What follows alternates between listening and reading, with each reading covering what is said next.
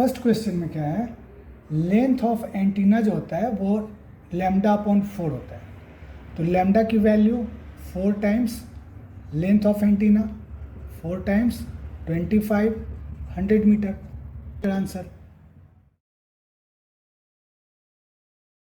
Second question देखते हैं। एक ब्लॉक है, उसका मास m दिया हुआ है, quotient of kinetic friction mu के दिया हुआ है, फोर्स F थीटा एंगल पे एक्ट कर रहा है। तो ड्राइविंग फोर्स हो गया F cos थीटा, तो इसको अपोज करने के लिए फ्रिक्शन बैक साइड लग जाएगा। बॉडी का weight mg downward, normal force upward, और फोर्स का वर्टिकल कंपोनेंट भी एक्ट करेगा F sin थीटा। बॉडी ऊपर नहीं जा रही है, नीचे भी नहीं जा रही है, तो total upward force n plus F sin theta is equal to total downward force mg। Normal की वैल्यू निकल गई यहाँ से, mg minus F sin theta. अब फ्रिक्शन फोर्स की वैल्यू होती है म्यू के times normal. Body X axis से मूव कर रहा है ए एक्सीलरेशन से, तो ए इज इक्वल टू होता है total driving force upon mass, simple Newton second law है। तो F cos theta minus friction force upon mass, F cos theta minus friction की वैल्यू म्यू के टाइम्स नॉर्मल की वैल्यू ये रख दी है यहाँ पे, mg minus F sin theta upon m। First option सही है। Again, try to understand. The block is not moving in vertical direction. Therefore, total upward force normal plus F sin theta is equal to weight of the body mg. So, normal force is equal to mg minus F sin theta, and friction force is equal to mu k times normal. As the body moving in x direction, means horizontally direction. Therefore, acceleration should be total force upon mass, which is equal to F cos theta driving force minus friction force which is opposing force upon mass, F cos theta minus mu k times mg minus F sin theta upon mass. First option is right. Question 3 देखते हैं। 4 ball है, equal मास है m और square के corner पे रखा हुआ है, उसका साइड दिया हुआ है l,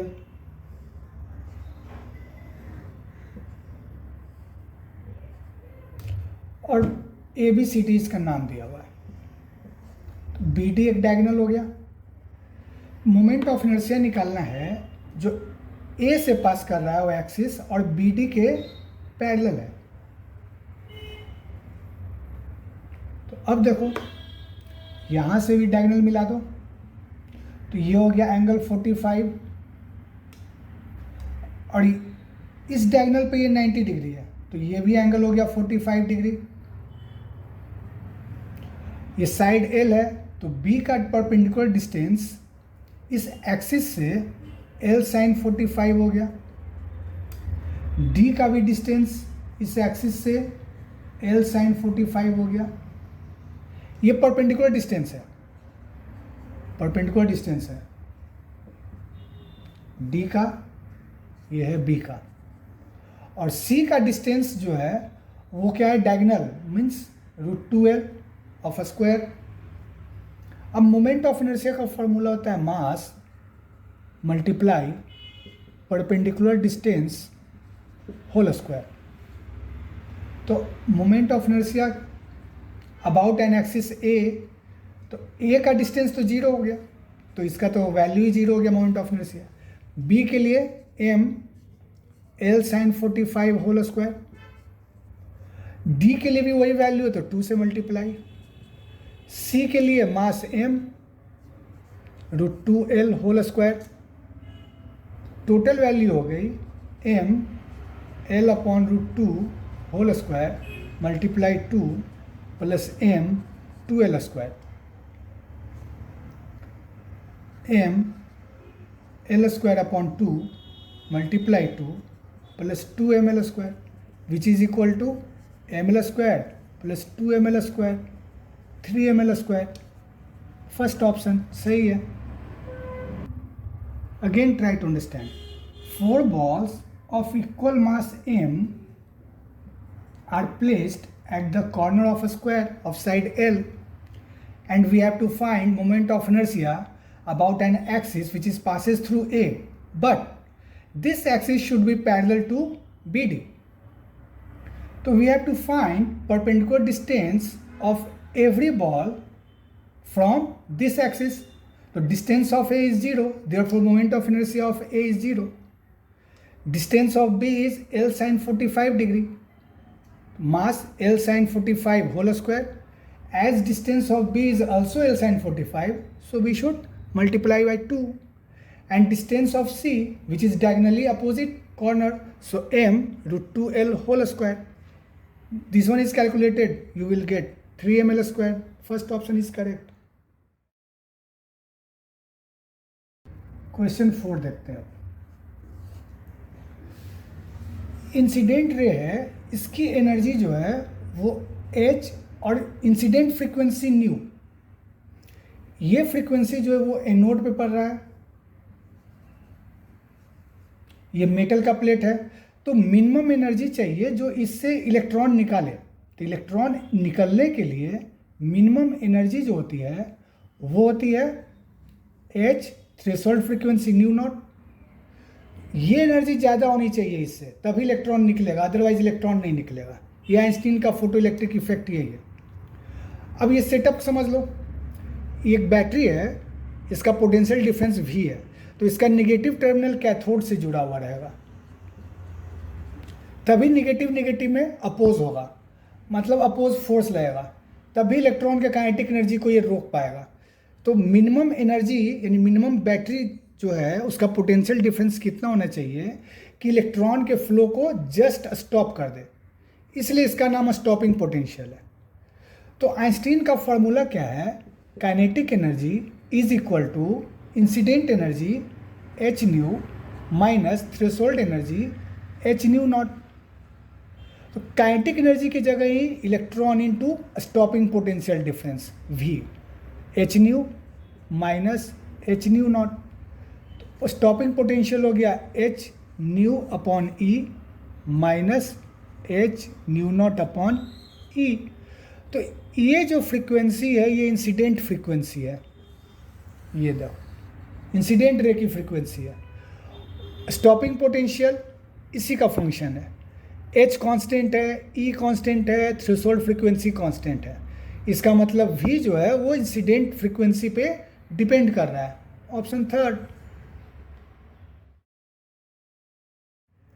5th क्वेश्चन, इसमें कह रहा है nth division of vernier scale division is equal to n minus 1th division of main scale division.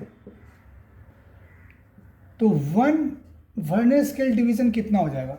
n minus 1 upon n main scale division.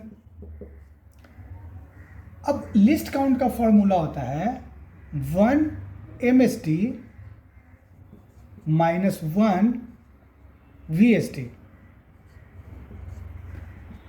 1 MSD और 1 VSD कितना हो गया? n बाई n, मतलब 1 MSD और माइनस MSD अपॉन n, और ये minus है तो हो जाएगा प्लस MSD अपॉन n. ये कैंसिल हो गया. MSD की वैल्यू A सेंटीमीटर दी हुई है क्वेश्चन में.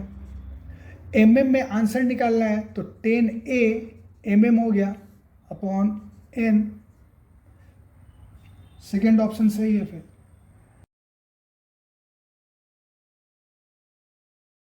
क्वेश्चन 6 देखते हैं आप.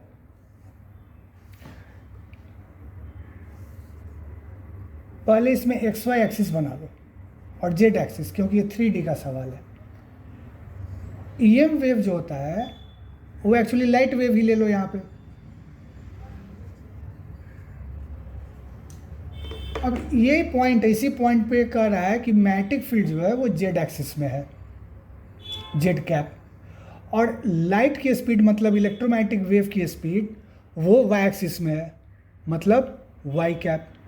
और इलेक्ट्रिक फील्ड का निकालना है अपने को. ये हो गया B, ये हो गया C लाइट. तो फॉर्मूला क्या होता है? E क्रॉस B होता है. ये तो डायरेक्शन में देखें तो C cap is equal to E cap cross B cap. तो C कैप का डायरेक्शन कौन सा है? Y एक्सिस में है, Y कैप. इसका डायरेक्शन नहीं पता है, ये है मेरा जेड कैप। तो जेड कहने का मतलब के हो गया और वाई कहने का मतलब जे हो गया। तो ये ऑब्वियस है कि माइनस आई होना चाहिए था। तो minus I cross K is equal to J. Right hand से करके देख लो, एक्स से जाओ जेड में तो वाई की ओर थंब आ गया, है ना। एक्स से जाना है जेड में तो वाई की ओर थंब आ गया। तो इसका मतलब इलेक्ट्रिक फील्ड का डायरेक्शन निगेटिव एक्स एक्सिस में होना चाहिए। तो निगेटिव एक्स में एक ही ऑप्शन है फोर्थ, तो फोर्थ हो गया सही आंसर। क्वेश्चन 7 देखते हैं। एक कॉमेट है, वो सन के चारों ओर घूम रहा है, ये सन है अपना। तो सन से इसका कम से कम डिस्टेंस जो है वो r1 है। मान लो कॉमेट का मास m है, वेलोसिटी जो नियरेस्ट पॉइंट है वहाँ पे v1 है, और सबसे दूर का डिस्टेंस, जब कॉमेट सबसे दूर है सन से, तो वो r2 है, और यहाँ पे वेलोसिटी इसका v2 है। तो लीनियर मोमेंटम यहाँ पे हो गया mv1 और लीनियर मोमेंटम यहाँ पे हो गया mv2। अब सन और कॉमेट दोनों के बीच में ग्रेविटेशन फोर्स है, और ग्रेविटेशन फोर्स जो है वो सेंट्रल फोर्स होता है, और कॉमेट इसके चारों ओर घूम रहा है। तो इसका मतलब एंगुलर मोमेंटम कंजर्व होगा। एंगुलर मोमेंटम 1 का और एंगुलर मोमेंटम 2 पॉइंट माने नियरेस्ट और फारदेस्ट पॉइंट सेम होना चाहिए। तो ये हो गया r1 क्रॉस p1 और ये हो गया r2 क्रॉस p2। अब ये 90 डिग्री का डिस्टेंस है, परपेंडिकुलर डिस्टेंस है मतलब, है ना। तो ये साइन 90 हो जाएगा 1। तो मैग्नीट्यूड में दिमाग लगाएंगे तो r1 mv1 is equal to r2 mv2, m cancel हो गया। अपने को फारदेस्ट पॉइंट का वेलोसिटी फाइंड आउट करना है, तो v2 की वैल्यू हो गई r1 v1 अपॉन r2। अब वैल्यू रख दो इसकी तो तुमको वैल्यू मिल जाएगा, थर्ड ऑप्शन सही आ जाएगा।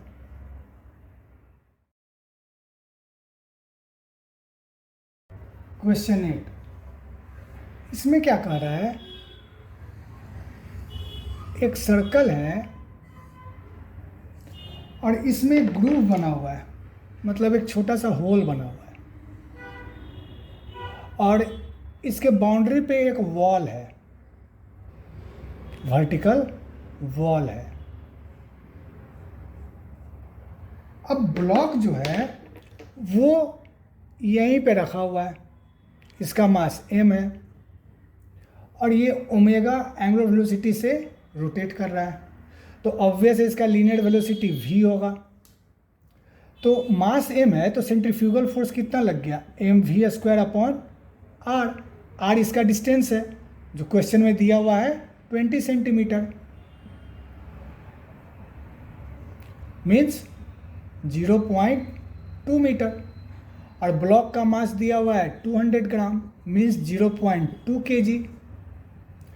अब ब्लॉक को देखो, ये दीवार के ऊपर फोर्स लगा रहा है mv स्क्वायर अपॉन r।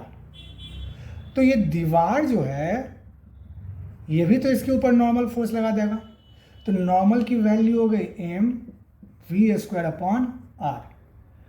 अब v जो होता है वो तो omega r, angular velocity into r के इक्वल है। तो v के जगह ओमेगा r भी यहाँ पे रख दो, तो m omega square r square upon r। तो नॉर्मल की वैल्यू निकल गई m ओमेगा स्क्वायर r। अब इंडिविजुअल वैल्यू रख दो, मास हो गया 0.2, ओमेगा होता है कितना 2 पाई अपॉन t, और t हो गया 1 रेवोल्यूशन टाइम, मतलब टाइम पीरियड, एक राउंड लगाने में कितना टाइम लगा। तो वो क्वेश्चन में दिया हुआ है 40 second, means 2 pi upon 40 whole square multiply radius, radius हो गया 0.2। अब ये कैलकुलेट कर लो, फोर्थ ऑप्शन सही है। क्वेश्चन 9, इसमें स्क्वायर वेव दिया हुआ है। स्क्वायर वेव क्या होता है, स्क्वायर वेव कहने का मतलब ये करंट कांस्टेंट है, पॉजिटिव है, कांस्टेंट है। सिमिलरली यदि अपोजिट डायरेक्शन में रहता तो ये करंट कांस्टेंट है बट नेगेटिव है, मतलब अपोजिट डायरेक्शन में, क्योंकि क्वेश्चन में एसी सोर्स दिया हुआ है। तो हाफ टाइम पॉजिटिव करंट है जो कांस्टेंट है, और हाफ टाइम ये एसी सोर्स है तो निगेटिव करंट है बट कांस्टेंट है। तो कांस्टेंट करंट ही रेजिस्टेंस और कैपेसिटर में जा रहा है। तो ये आरसी सर्किट हो गया, हाफ टाइम डीसी सोर्स और फिर another half time DC source, क्योंकि कांस्टेंट है करंट। और इसका आउटपुट ऑब्जर्व करने के लिए CRO लगा हुआ है। ऐसा है सर्किट डायग्राम। तो ये एसी सोर्स करने का सिर्फ इतना ही पर्पस है कि ये बैटरी का पॉजिटिव एंड हाफ टाइम के लिए रहेगा जो कैपेसिटर को चार्ज करेगा, है ना, और फिर अनदर हाफ टाइम के लिए, ये देखो प्लस माइनस ऐसे रह गया, फिर अनदर हाफ टाइम के लिए ये निगेटिव प्लेट बन जाएगा, मतलब करंट अपोजिट डायरेक्शन में जाएगा। तो अपोजिट डायरेक्शन में जाएगा तो क्या हो जाना चाहिए, ये निगेटिव प्लेट है। तो half time current is clockwise and half time current is anti clockwise. तो यहाँ पे कैपेसिटर चार्ज हो रहा है और यहाँ पे कैपेसिटर डिस्चार्ज हो रहा है। तो चार्जिंग के केस में जो ग्राफ है वो ऐसा होता है, करंट का ग्रोथ जो होता है टाइम के साथ, और डिस्चार्जिंग के केस में ग्राफ जो होता है करंट और टाइम का वो ऐसा होता है। तो ऐसा सिर्फ सेकंड ऑप्शन में है, वही सही है। 10th क्वेश्चन, ये सब्जेक्टिव सवाल है। हीट और वर्क के बारे में बताना है। तो ऑब्वियस है कि हीट ये पाथ फंक्शन है और वर्क ये भी पाथ फंक्शन है। ये दोनों स्टेट फंक्शन नहीं है। इंटरनल एनर्जी स्टेट फंक्शन होता है but heat and work path function होता है। तो ऑप्शन थर्ड सही है।